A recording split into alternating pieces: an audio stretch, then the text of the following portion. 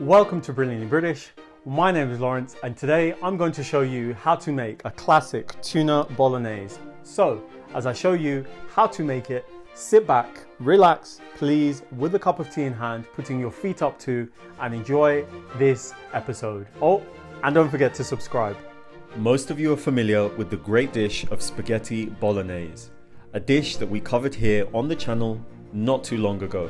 This time around, we'll be making another Italian-inspired British dish that we assure you will tick all of the boxes.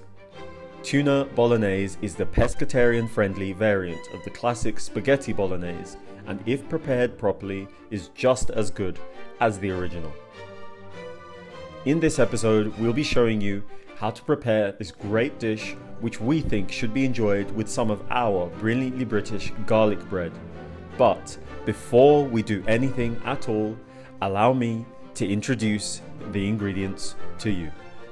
For today's brilliantly British tuna bolognese, you will need some smoked paprika, some chili powder, some curry powder, some yeast extract, Marmite to you and me, some bay leaves, fresh garlic, tomato paste, oregano, basil, canned tomatoes, diced carrots, diced onions, canned tuna, some diced bell peppers, some celery, some spaghetti. You'll also be needing some Worcestershire sauce, some good strong mature cheddar, and of course, to avoid the occurrence of bland food, you'll of course be needing some salt and some pepper. That's it for the making of today's brilliantly British tuna bolognese.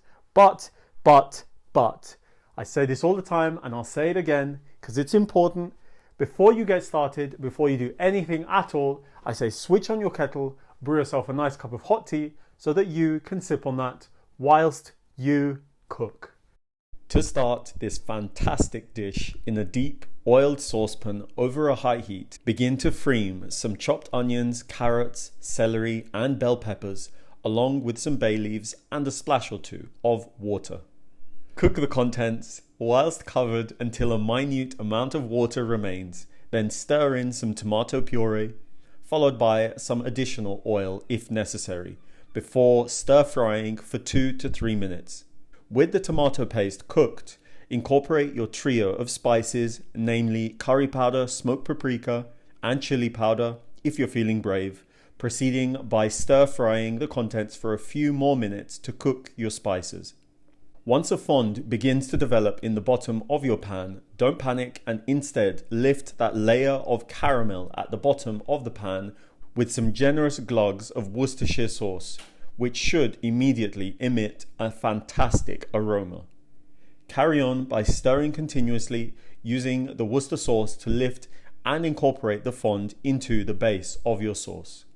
Now, with the fond incorporated, in order to add more depth to this sauce, add another great British ingredient, Marmite. And oh my god, the aromas from this pan are now inexplicable. Not to mention the consistency of this developing sauce. Now, without getting carried away, dash in some minced garlic, stir, then add your tomatoes before turning the heat down to a medium level, allowing the sauce to cook, mature, develop. Okay, I'll stop. Under a lid, giving it a stir every 5 to 10 minutes. Roughly 20 minutes later, the sauce had thickened and the tartness had gone, so I switched off my source of heat, stirred in some chunks of tuna, and at this point the decision is yours, as some like to break the tuna up completely or leave in whole chunks.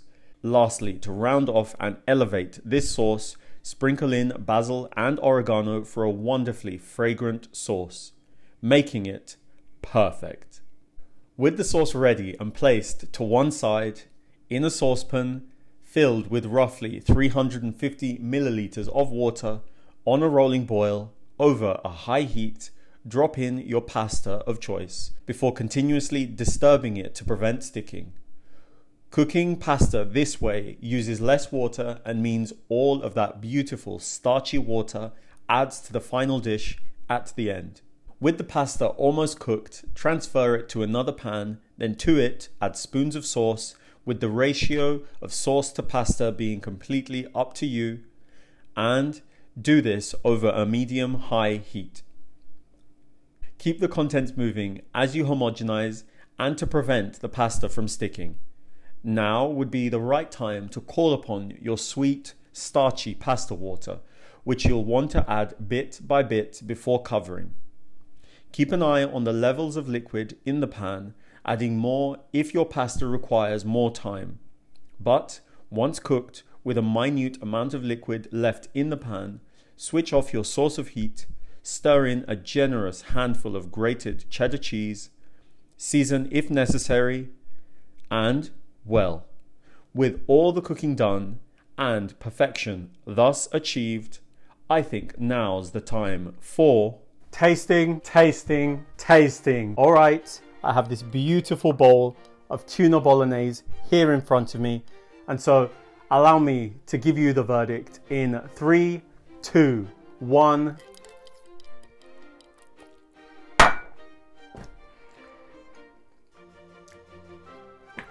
This is a nostalgic dish for me. My mother often cooked this for me as a child, and well, I will confess, it's not as good as hers. It can never be. But this is delicious. I mean, it's fruity, it's sweet, naturally sweet. Cooking all of the ingredients in the way that we have really does pay off. Pasta is al dente. It's not too soft, not too hard. It's perfect. And it's seasoned beautifully. And honestly, all of the elements that have gone in here really, really make a difference. They add such a level of complexity to this that I really, really appreciate. It looks simple, but I assure you, it's full of flavor and it'll deliver on any occasion. Make this for your friends, family, whoever, whenever, or even just to treat yourself.